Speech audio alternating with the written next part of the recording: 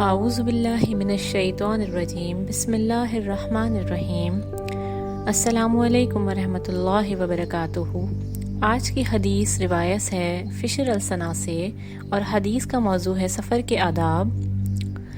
حضرت عبداللہ بن مسعود رضی اللہ تعالی عنہ فرماتے ہیں کہ بدر کے دن ہماری حالت یہ تھی کہ ہم میں سے ہر 3 آدمی ایک اونٹ پر سوار تھا، بس ابو لبابہ اور حضرت علی رضی اللہ تعالی عنہ رسول اللہ صلی اللہ علیہ وآلہ وسلم کے ساتھ سوار تھے۔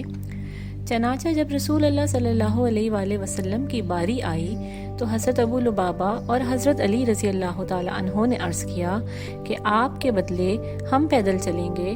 اس پر آپ صلی اللہ علیہ وآلہ وسلم نے فرمایا، نہ تم مجھ سے زیادہ پیدل چلنے کی طاقت رکھتے ہو اور نہ ہی آخرت کے ثواب میں حاصل کرنے میں تم سے مستغنی ہوں۔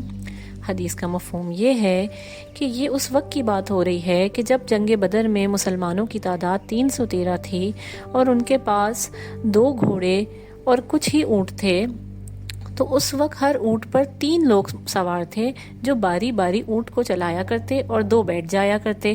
تو جب آپ صلی اللہ علیہ وآلہ وسلم کی باری اونٹ چلانے کی آئی تو حضرت علی اور حضرت لبابہ رضی اللہ تعالی عنہ نے کہا کہ آپ بیٹھ جائیے، ہم چلاتے ہیں، جس پر آپ صلی اللہ علیہ وآلہ وسلم نے کہا کہ تم بھی میری ہی طرح انسان ہو، نہ تم مجھ سے زیادہ طاقت رکھتے ہو کہ میری باری میں بھی تم چلاؤ اور میں بیٹھ جاؤں، اور نہ میں آخرت کا ثواب کمانے میں تم سے پیچھے ہوں۔ جزاک اللہ خیرا کثیرا۔